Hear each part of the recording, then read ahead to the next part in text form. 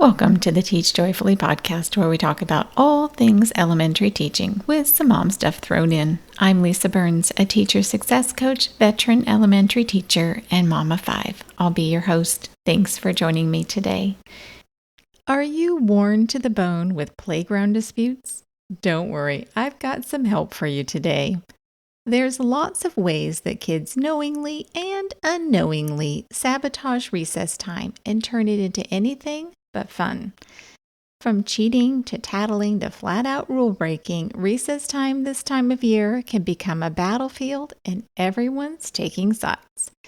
But there is no reason for you and your students to suffer or miss out on having a fun break instead of heading into battle. And you know what's even worse. When your students drag those playground disputes back into the classroom after recess is over. That's the worst, isn't it, my friends? Well, today's episode is obviously all about recess.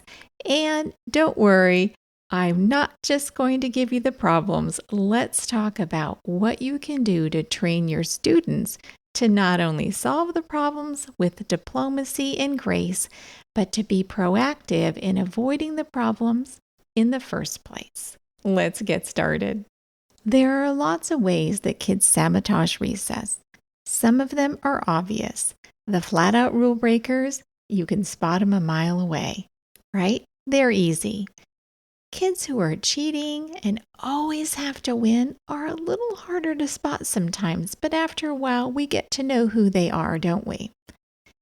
There's also children who are selfish and don't want to share any of the equipment. Helping that child negotiate and be able to play with others is an essential skill. And the needy child, the one who's always needing to go to the nurse or has their feelings hurt, can be a challenge. But the sneakiest ones are the pot stirrers. Those pot stirrers are the ones who go in, say a word or two to hurt someone's feelings, stir that pot up a little bit, and walk away so that when all the problems really explode, they're nowhere near the problem, so it's hard to figure out who started it. And these kids know exactly how to aim at their target. But the ones who will wear you to the bone more than anyone else are the tattlers, aren't they? Those tattlers will just keep on coming all year long. And I don't know about you, but there's a point at which we have to find out how to defuse them. Well, before we jump into diffusing tattlers, let's talk about how to set your students up for success in the first place. I have a set of fair play policies that my students learn from the beginning of the year. And these are the way that we go about figuring out what we're going to play, how we're going to play it, so that when problems arise, we've already agreed on the rules long before those problems come. And it's much easier to define when the rules have been broken and what they're going to do about it, which also means that it empowers kids to be able to solve their own problems more often than not. Obviously, it's not going to work every time. Children are children, and there's going to be problems sometimes. But if we can make things run smoothly most of the time, that's a win. Here's my fair play policies. Agree on the rules before you begin a game. Yep, I know it's obvious, but it's not something that kids do. They just jump in and play, and the next thing they know, everyone's arguing about who broke what rule when nobody knows what the rules really were. And along with this, everyone must be playing something. We can't just be wandering around the playground, talking and gossiping, because that's a recipe for trouble. Number 2 is follow the rules that you agreed to. If everyone agrees to the rules and now you're agreeing to follow the rules that you agreed to, that diffuses a lot of situations. Having strong boundaries is really helpful for children. We know this from our classrooms and it works on the playground too. But children need to buy into it on the playground just as much as anywhere else. So having them agree on the rules before they play is absolutely essential. Number 3, My number 3 policy is take responsibility for your part in any problem. This is a big one, and it takes a lot of practice, but once kids get good at it, boy, it's a game changer. And next, be a solution finder. I have a whole process for this, and we'll talk about it in a minute. But when your students know that they need to be part of the solution and help find the solution as part of the policy, then they're more likely to work together instead of that child who is refusing to even talk about it, unless they get their way. And right along with that one is work together to solve any problems. And the last one is ask for help if you need it and be ready to help fix the problem. Students have to know that they have to be ready to contribute to the solution. They can't stand around and wait until someone gives them a solution that they're willing to live with.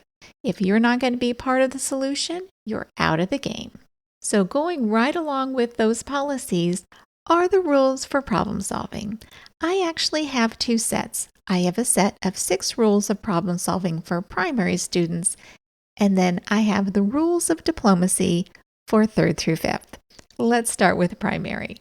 The 6 rules of problem solving. Number 1, say what the problem is. You need to state the problem out loud. Maybe it's, we both want the ball. Number 2, what did you do?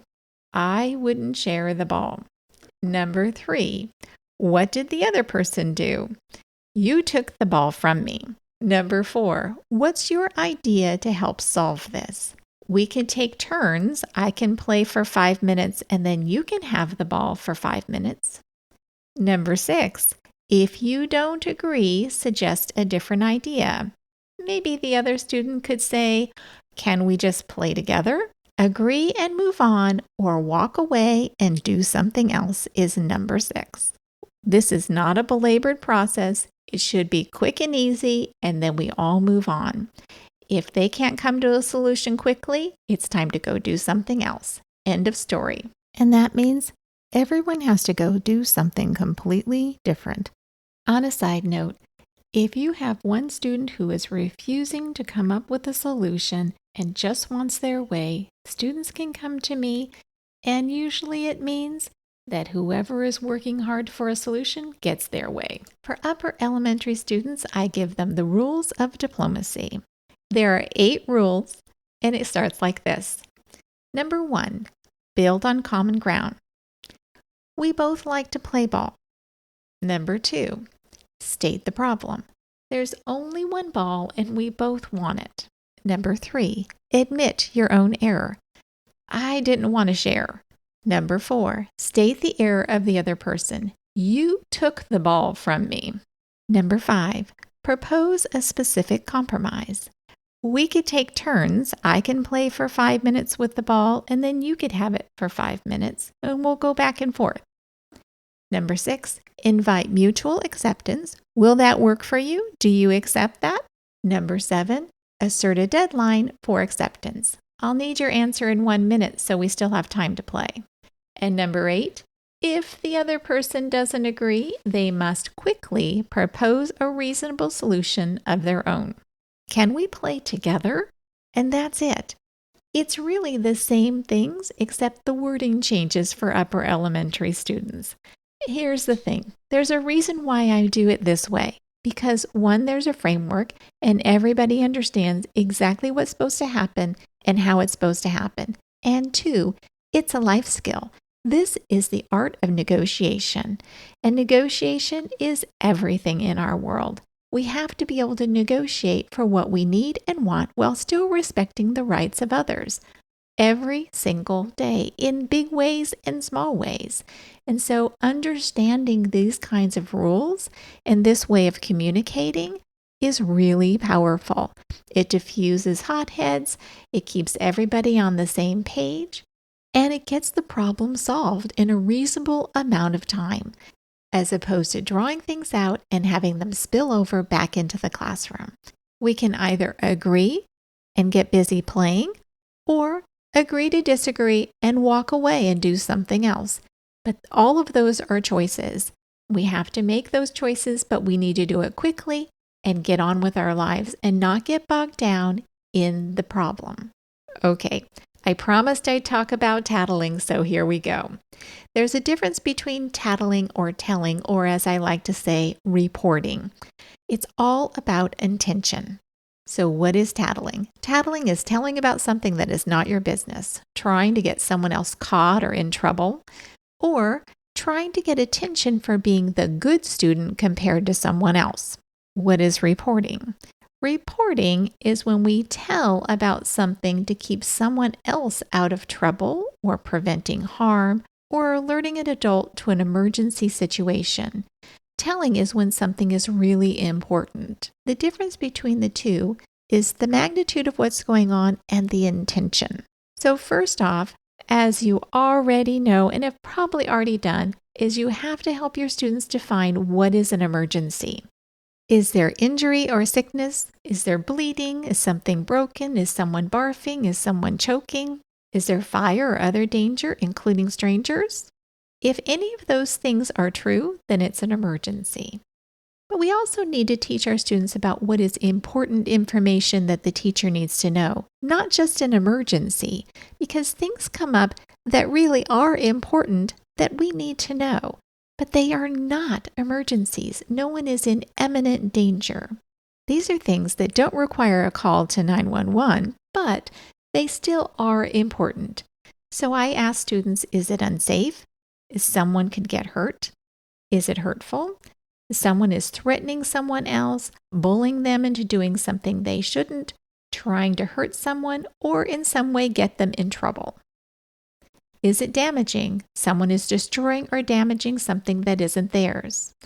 Are they bothering? Someone is bothering you and interrupting your play or work time after you ask them to stop.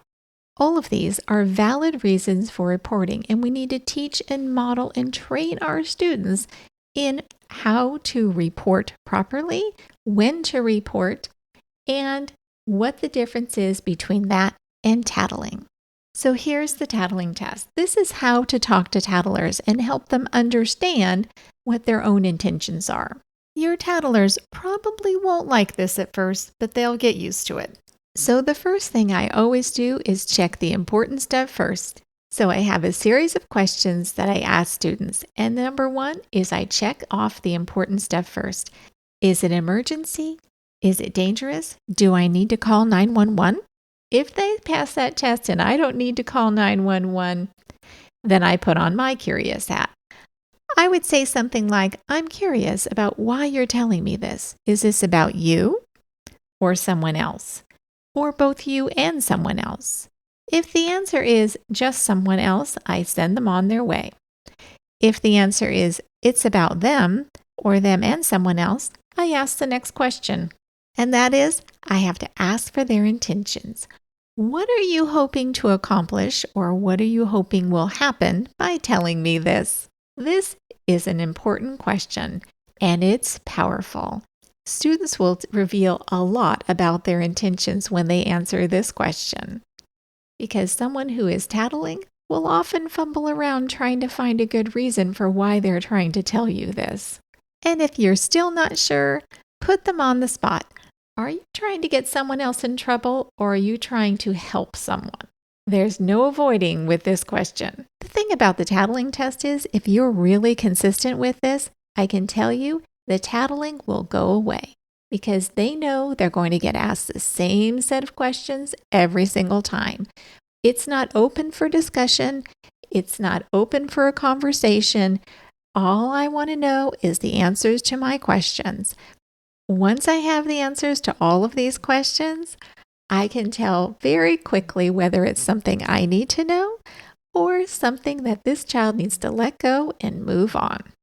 And a little heads up, committed tattlers will be very frustrated at first with this process, but it will help retrain them so that they know that tattling simply won't fly.